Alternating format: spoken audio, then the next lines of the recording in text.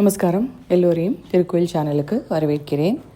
இன்று இரவு 9:58 சுமார் 1:30 மணி வரையிலும் சந்திர கிரகணமானது நடக்கிறது. சதயம் நட்சத்திரத்தில்தான் இந்த சந்திர கிரகணமானது நடைபெறுகிறது. இதனாலேயே சதயம் நட்சத்திரக்காரர்கள் பரிகாரம் செய்து கொள்ள வேண்டியது மிகவும் அவசியம்.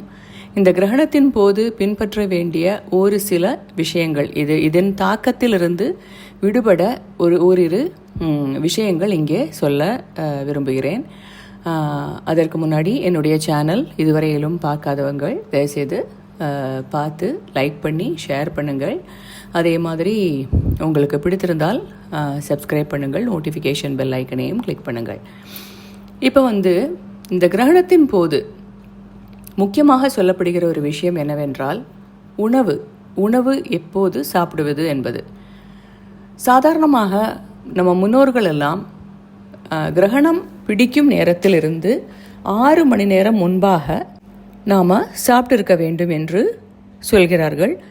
ஆனால் இப்போது எல்லாராலையும் அது சாத்தியமாகிறதில்லை. ஏன்னா சில பேருக்கு மருத்துவமான பிரச்சனைகளாலேயோ இல்லை உடல் உபாதையினாலேயோ அந்த 6 மணி நேரம் முன்னாடி சாப்பிடுவது என்பது எல்லோராலையும் சாத்தியமாவதில்லை.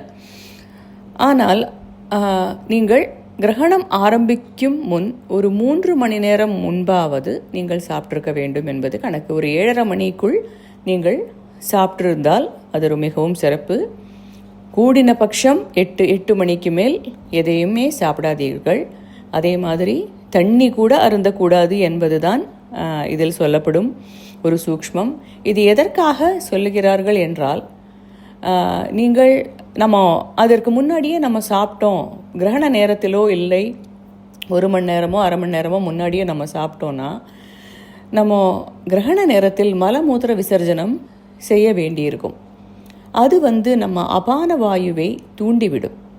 அந்த அபான வாயுவை தூண்டிவிடும் எந்த ஒரு விஷயத்தையும் நாம் தவிர்க்க வேண்டும் கிரகண நேரத்தில், முக்கியமாக கிரகண நேரத்தில். அதே மாதிரி கணவன் மனைவி உறவு கொள்ளுதல், அதுவும் அபான வாயுவை தூண்டிவிடும். அந்த அபான வாயுவை தூண்டிவிடக்கூடிய விஷயங்கள் எல்லாமே தவிர்க்க வேண்டும் என்பதனால தான் முன்கூட்டியே சாப்பிட்டு மலமூத்திரம் எல்லாம் கழித்து விட்டு நீங்கள் அந்த நேரத்தில் கடவுள் பக்தியுடன் எந்த ஸ்லோகம் உங்களால் சொல்ல முடியுமோ அந்த ஸ்லோகத்தை சொல்லி கொண்டிருக்க வேண்டும் என்பது முன்னோர்களால் நிச்சயிக்கப்பட்டிருக்கிறது. இதில் முக்கியமான கடவுள் எது என்று கேட்டால், நீங்கள் பைரவ சாதனை பண்ணுவது ரொம்பவும் விசேஷமானது. ஏனென்றால் ராகுவின் பிடியில்தான் சந்திரன் அகப்படுகிறான். ராகுவை அடக்கக்கூடிய ஒரு தேவதையானவர் காலபைரவர். அதனால் முக்கியமாக காலபைரவாஷ்டகம் உங்களால் எத்தனை ஊரு ஜெபிக்க முடியுமோ அத்தனை ஊரு நீங்கள் காலபைரவாஷ்டத்தை ஜெபித்து வாருங்கள். அது ரொம்பவும் நல்ல பலனை கொடுக்கும். வட்டுக்க பைரவர் என்கிற ஒரு பாலஸ்வரூபமான வடிவில் இருக்கக்கூடிய ஒரு பைரவ உபாசனை இருக்கிறது. உத்தரேந்தியாவிலெல்லாம் இருக்கிறது. அந்த வட்டுக்க பைரவ சாதனை தெரிந்தவர்கள் அந்த வட்டுக பைரவருடைய சஹஸ்ரநாமத்தை நெட்டில் எல்லாமே அவைலபிளாக இருக்கிறது. அதை நீங்கள் சஹஸ்ரநாம அர்ச்சனையாக நீங்கள் செய்து வரலாம், சொல்லி கொண்டு வரலாம்.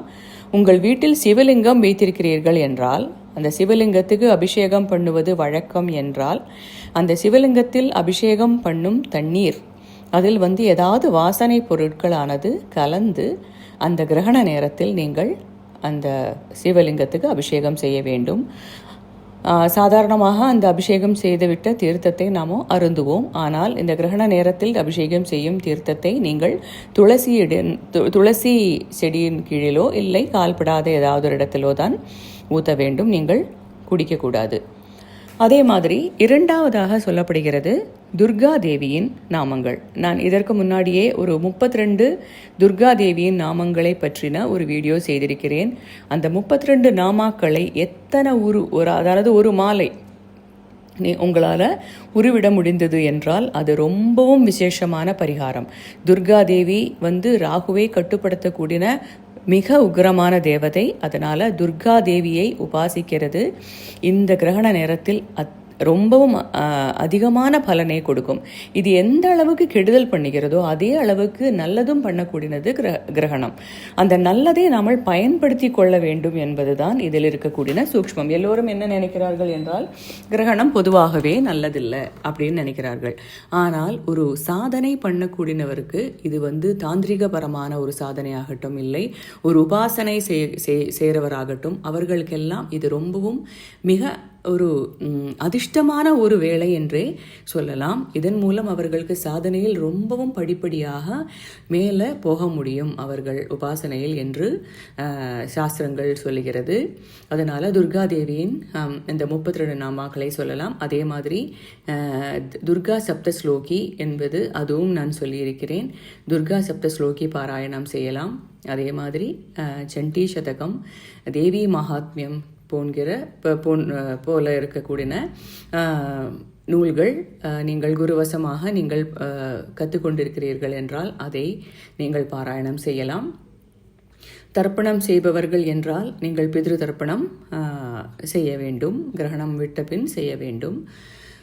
அதற்கு பின் நீங்கள் செய்ய வேண்டிய ஒரு முக்கியமான விஷயம் என்னவென்றால், நீங்கள் கிரகணம் முடித்து 6 மணி நேரம் வரையிலும் எதுவுமே சாப்பிடக்கூடாது. அடுத்த நாள், அதாவது 1 மணி வரையிலும் 1:30 மணி வரையிலும் இருக்கிறது என்றால் 7:30 மணிக்கு, சுமார் 7:30 மணிக்கு மேலே நீங்கள் ஸ்நானம் பண்ணலாம். இல்லை அதற்கு முன்னாலேயே நீங்கள் எழுந்திருக்கிற பழக்கம் இருக்கு என்றால் நீங்கள் ஸ்நானம் பண்ண வேண்டும். ஸ்நானம் பண்ணதுக்கு பிறகுதான் தண்ணி கூட அருந்த வேண்டும். வீட்டில் இருக்கக்கூடிய பெட்ஷீட்டு அந்த மாதிரி வீட்டையெல்லாம் நல்லா பெருக்கி சுத்தம் பண்ணி, வீட்டில் இருக்கக்கூடிய பழைய சாப்பாடு எதுவுமே நீங்கள் ஃப்ரிட்ஜில் வைத்தது எதுவுமே சாப்பிடக்கூடாது.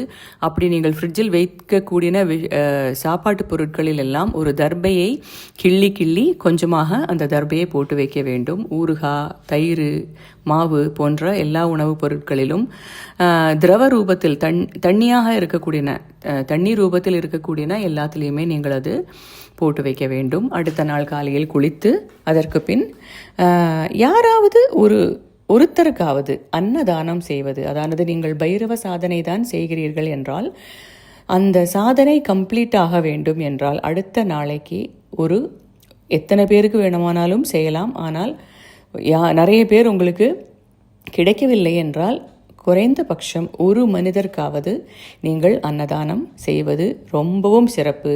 அப்படி உங்களுக்கு அந்த ஒரு மனிதன் கூட கிடைக்கவில்லை என்றால் யார் ஏதாவது ஒரு இன்ஸ்டிடியூஷன் அன்னதானம் செய்கிறார்கள் என்றால் கண்டிப்பாக அந்த உங்களால் முடிந்த தொகை, அது 5 ரூபா ஆகட்டும், 10 ரூபா ஆகட்டும், 100 ரூபா ஆகட்டும், ஒரு வேளை சாப்பாட்டுக்குண்டான ஒரு பைசா அது நீங்கள் அந்த ஒரு அன்னதானம் செய்யக்கூடிய ஒரு இன்ஸ்டிடியூஷனுக்கு நீங்கள் வழங்கலாம். இது உங்களுக்கு அந்த கிரகணம் மூலமாக வரக்கூடிய எல்லா தோஷங்களையும் நிவர்த்தி செய்யக்கூடிய ஒரு சத்காரியமாக, ஒரு பரிகாரமாக இந்த அன்னதானம் கருதப்படுகிறது. அந்த சஹஸ்ரநாமத்தையும் சொல்லி, இல்லை காலபைரவாஷ்டகத்தை சொல்லி அதற்கு பின் இந்த அன்னதானத்தையும் செய்துவிட்டால், முக்கியமாக சதயம் நட்சத்திரக்காரர்கள் இதை செய்தால் மிக சிறந்த பலனை பார்க்க முடியும். இதுதான் முக்கியமாக நீங்கள் மேற்கொள்ள வேண்டிய விஷயங்கள் இந்த கிரகண நேரத்தில்.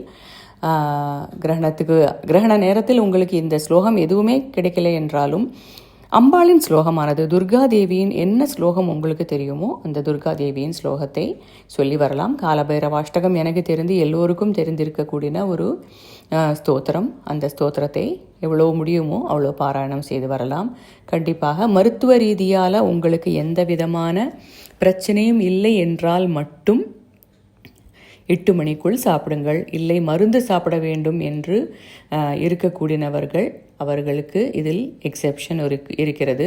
அவர்கள் கண்டிப்பாக அவர்களுடைய மருந்தை எடுத்துக்கொள்ள வேண்டும். இந்த கிரகண நேரம் இருக்குது என்று இருக்கிறதுனால மருந்தை தவிர்க்கக்கூடாது. மருந்து சாப்பிடவர்கள், வயதானவர்கள், முடியாதவர்கள் எல்லாம் அந்த மருந்தை சாப்பிடலாம். முக்கியமான சாப்பாடு என்பது நீங்கள் ஒரு கிரகணத்திற்கு ஒரு 2 மணி நேரம் முன்னாலேயாவது சாப்பிட்டால் ரொம்பவும் நல்லது. இந்த ஒரு சின்ன தொகுப்பை உங்களிடம் பகிர்ந்து கொள்ள வேண்டும் என்று எனக்கு தோன்றியது. எல்லோரும் இந்த கிரகண நேரத்தில் அந்த நேரத்தை வீணாக்காமல் அந்த நேரத்தை உங்களுடைய ஸ்பிரிச்சுவல் அப்லிஃப்ட்மெண்ட், உங்களுடைய ஆன்மீக பயணத்தை இன்னும் மேலே மேலே எடுத்துகிட்டு போகிறதுக்காக அதை யூஸ் பண்ணவும். இன்னொரு தொகுப்புடன் உங்களை மீண்டும் சந்திக்கும் வரை நன்றி, வணக்கம்.